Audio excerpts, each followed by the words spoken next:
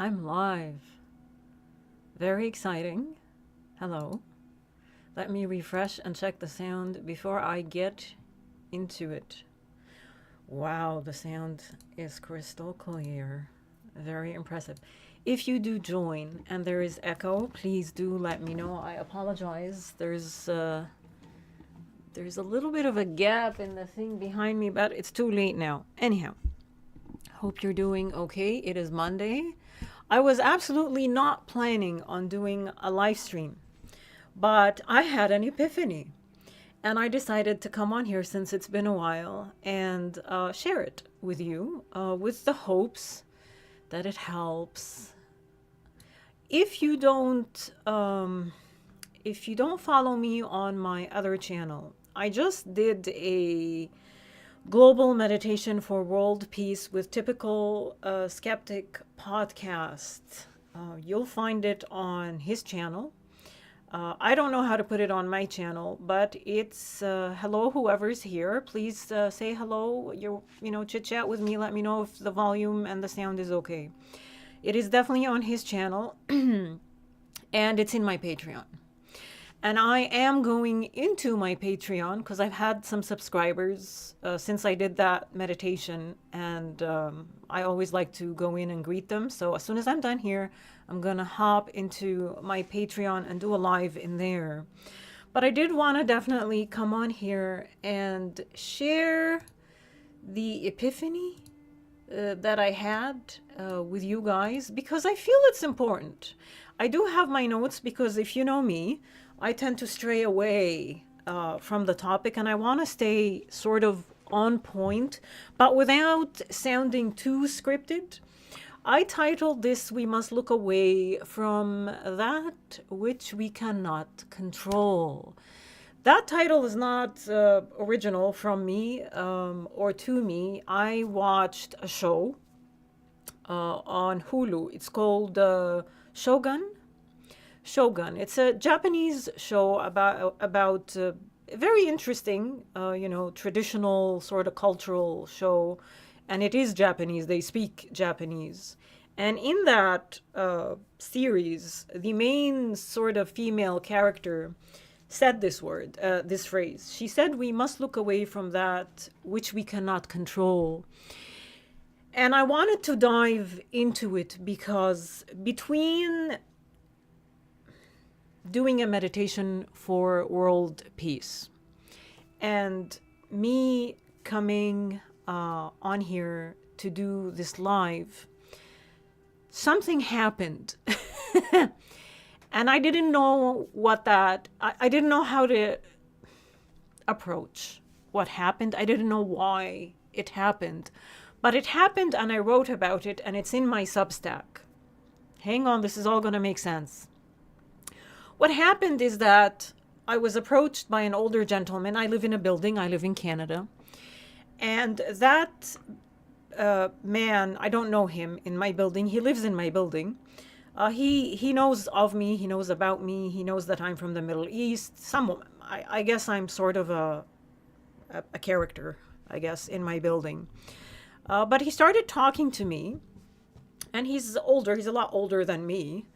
And the conversation sort of led into politics. And I know we should not speak about politics, but I don't follow rules, if you know me. And he started crapping on Donald Trump, and he started projecting hatred. And I sort of put a stop to all that, and I made it very clear to him that I have no problems with Donald Trump. And that led him to lash out at me in public to the point that I felt intimidated and I had to leave. I just wanted the entire situation to end. I had zero interest in engaging in any type of conflict with him, though a part of me did, but I didn't recognize that part until this morning, actually. I didn't recognize. So it was all tied in for me. And I decided to come on here and do a live stream. And the live streams that I do on here, there's multiple reasons that I do them. And a big part of them is they are a part of the healing process that I personally am going through. So even if this makes zero sense to you, I still feel like it's important to me. It's sort of a documentation. I'm going to refer to my notes every now and then if I feel like I am sidetracking. So the title here, we must look away from that which we cannot control. Why? Why is this phrase being said? Why does this phrase exist? Does it mean that I'm a coward? Does it mean that you're a coward? Does it mean that you're an ostrich who wants to bury its head in the sand and not pay attention to global events or to the conflicts that are happening, that you want to live in la la land? It could mean that, but that's not the intention of this phrase, especially from a wisdom perspective, especially from a spiritual perspective. If you want to live in peace, if you want to draw in world peace, the meditation that I did with Typical Skeptic podcast might be one way. But here's another way that I'm going to present to you in this live stream. For those who truly oppose war, I'm not going to use the word hate. You can't hate war without having an element of conflict in you. You cannot like war. You can oppose war. You might want peace. You might crave to see world peace. So this live stream is for you. And it's for those who say that they want peace and they actually want it. Not claim that they want world peace, like a lot of people that we're seeing right now, while at the same time they're engaging in full-blown conflict while they claim that they want world peace. So step number one, stop watching. Stop watching the conflict. And I say this to myself as well, by the way.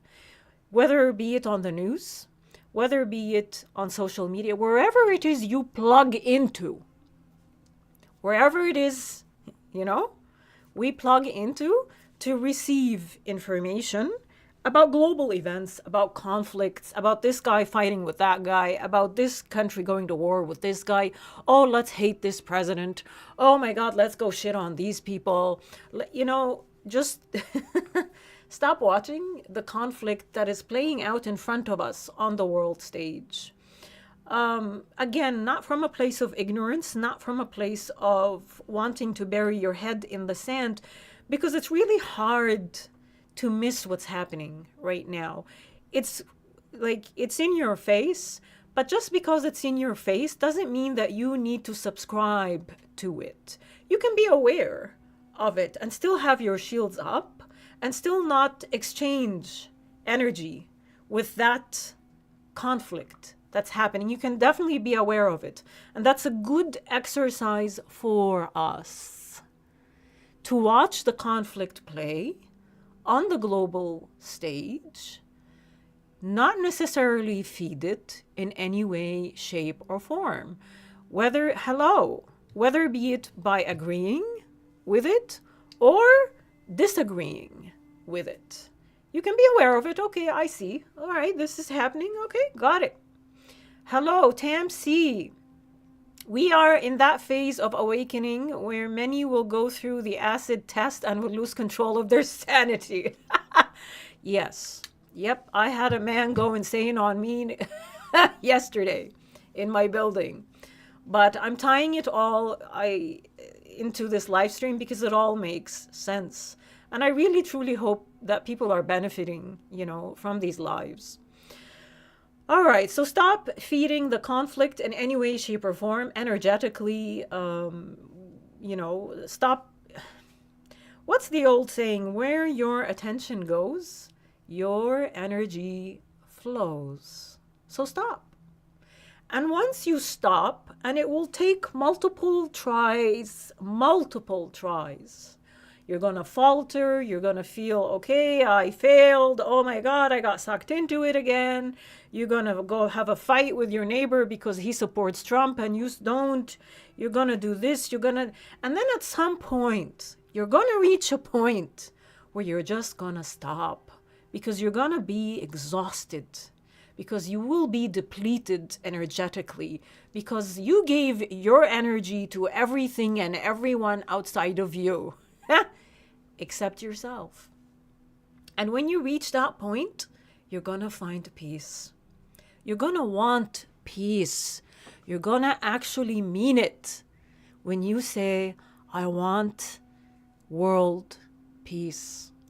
Not say, I want world peace and go fight with your neighbor because they think differently than you, because they support a different political party than you, or boycott your friends, your family, because they don't align ideologically with you. You're going to want to crave peace. You're going to live in peace. And once you do this, and you live in peace long enough, you're going to begin to emanate peace. And when you begin to emanate peace, you know what's going to happen? You're going to start to influence the people around you. You're going to help those who are stuck, the people that are stuck in the exchange of war, in the war mentality, who don't necessarily know that peace is available to them, that peace is a choice. It's a personal choice that we make. They're going to stop and they're going to look at you because you're going to become magnetic. You're going to attract all good. You're going to attract all wonderful, peaceful, harmonious things in your life. And they're going to look at you and they're going to wonder, okay, I want what they've got. You know, I want what he has. I want what she's got. Look at her. She looks amazing, so peaceful, radiant, loving. How? So they're gonna start to disconnect, even if subconsciously. Because a lot of people who are in the war mentality, who are in the conflict mentality, including the man who decided to go to war with me in my building yesterday, they don't know that they're stuck in the war mentality. It's subconscious. It's unconscious to them. They don't know that peace is a choice. They don't. You can hate them all you want, but you should have sympathy for them. You should feel truly bad for them. You should want to help them, even if they turn around and attack you in the beginning. And I'm not saying become a martyr. I'm not saying put yourself in harm's way. You need to definitely protect yourself. If you've chosen to be of service, you need to be here, and you need to be sane, and you need to be available to help. And part of helping is knowing when to disconnect, knowing when to walk away, which is what I did. I walked away from the guy that was yelling at me. Not before I sniped. Like, I bit back, but I bit back at the end because he continued to agitate. He continued to play in that loop, and I wanted to silence him, and I wanted him to know that there will be no continuation of this. He said to me while I was walking away from his energy, we're gonna chat later. We'll continue this chat later. And I turned around and I didn't necessarily make eye contact with him, but in his direction, and I said, no, we won't. And I didn't say it while I was yelling. I just said it to be clear that I'm disconnecting this cord that you want to attach to me to siphon my energy. It's not happening. It's not. And I'm going to come back to this situation at the end of this live stream. So the people who are hypnotized by rage, by anger, by hatred, they're sucked into that energy, that vortex, and they don't know that they might need help coming out of it, because that vortex, like, it doesn't last forever, and sadly it can destroy, and it will destroy, and it's meant to destroy. So once they're done destroying everything around them with their anger, rage, and hate, they're gonna be left with nothing else but themselves, you know. So this, again, I have to remind myself and you that you would really truly desire not just world peace, not just peace for people around us, and not just saying those words, right? You have to actually want this. This needs to be an intent inside of you, a desire and a need.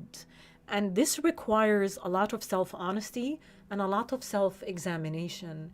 If you want to see the world at peace, but you hate this world leader and you engage online in any shape or form, or within yourself, in your mind, with any kind of conflict, hate rhetoric, then you're not ready yet. You're not ready yet. You're not ready.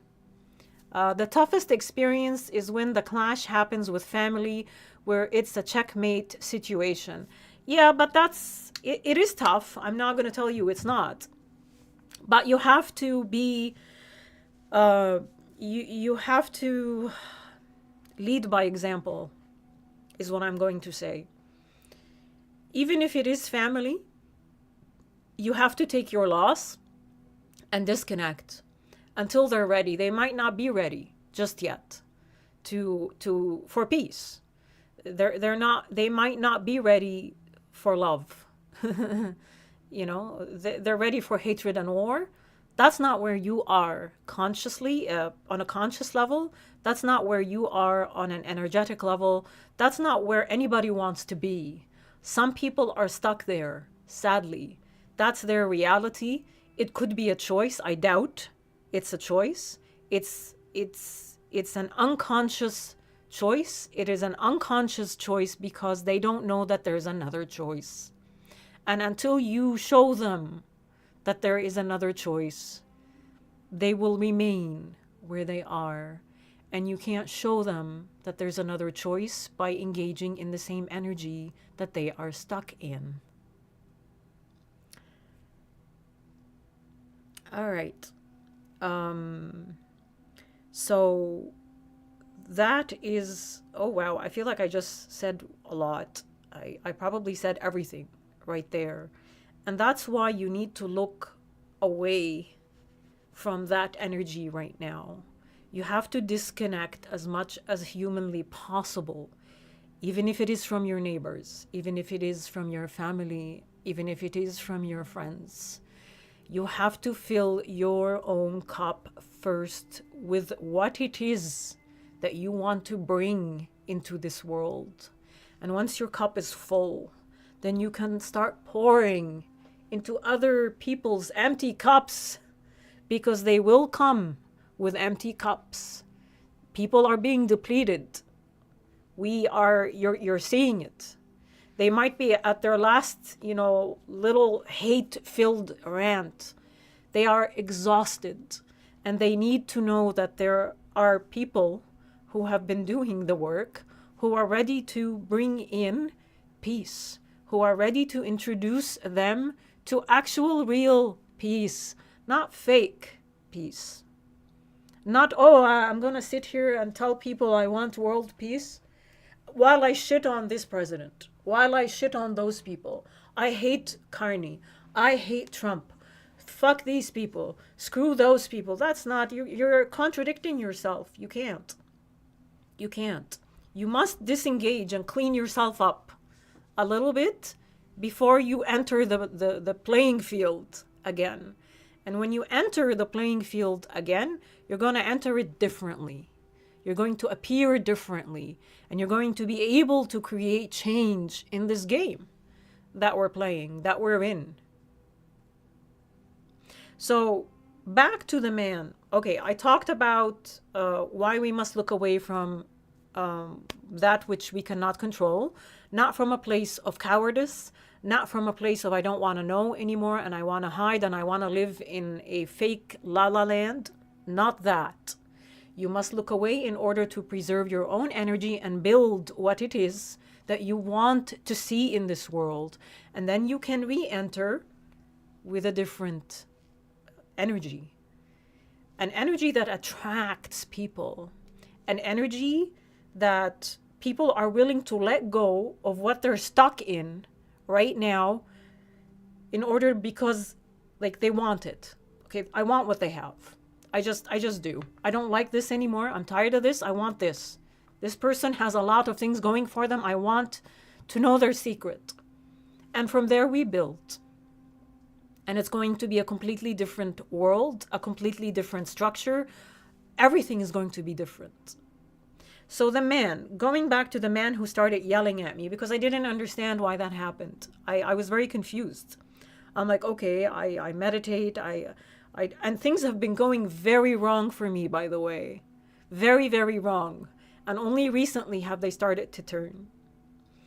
But I understand now because I stopped taking things personal. And I understand the world of energy. And I understand consciousness now.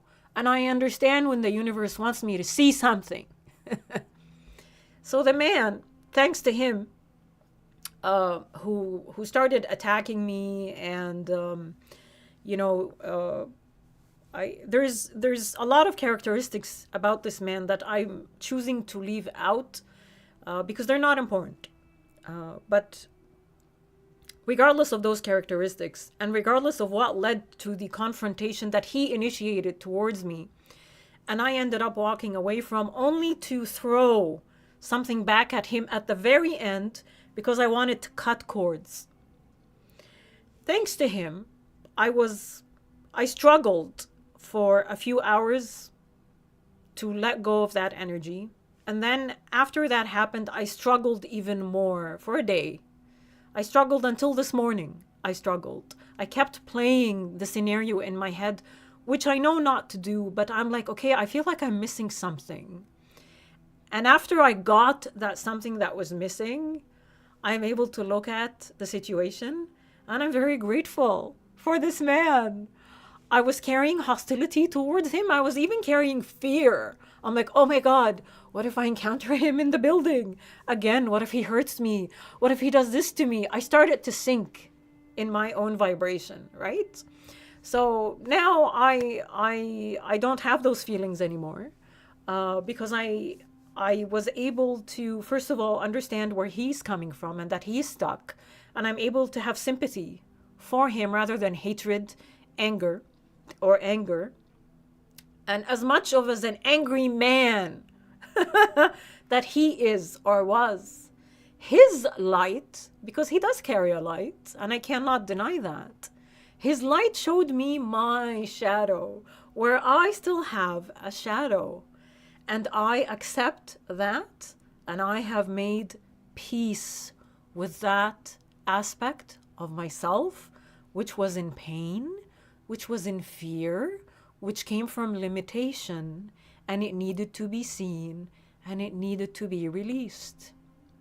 And doing this live stream here right now is a part of that process. There was a little part of me that still craved conflict. There was a little part of me that was still in fear of a man yelling at me, because that brings back the victimhood, the assault that happened to me many times in Saudi Arabia. And here in Canada, it was a loop. It was a loop. It was a loop. It was a pattern that I was playing in. And thanks to that angry man, he showed me where that shadow was, and it was hidden in a little nook, hiding, and it needed to be seen, and it needed for me to cater to it and to love it and to accept it, and not to double down and repel myself from it. I see that girl who was afraid. I see that girl who's afraid of men. I see it. I see her. I acknowledge her. I accept her. I love her. I embrace her. I am here to protect her. There's nothing to fear anymore.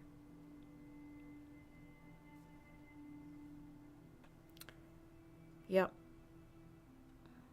And that's my live stream. All right. Okay.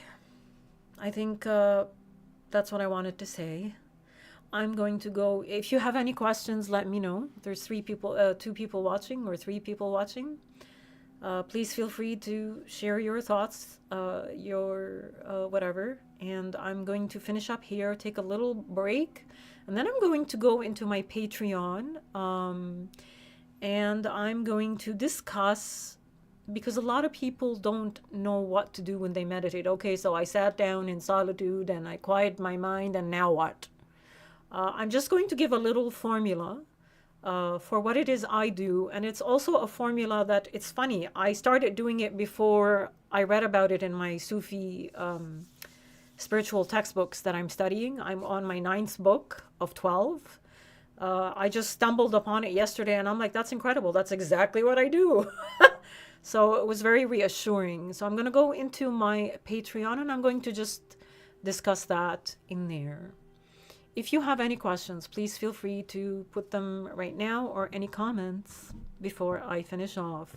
And I want to say thank you so much as I crack my wrist for your love, for your support, for everyone who watches, for everyone who gives a like, for everyone who shares, for your comments. All your energy is always appreciated, and I'm very grateful to you. This channel is very, very small, and I am not going to sit here and bitch and complain about how small my channel is. I'm just happy to be able to share my thoughts with people.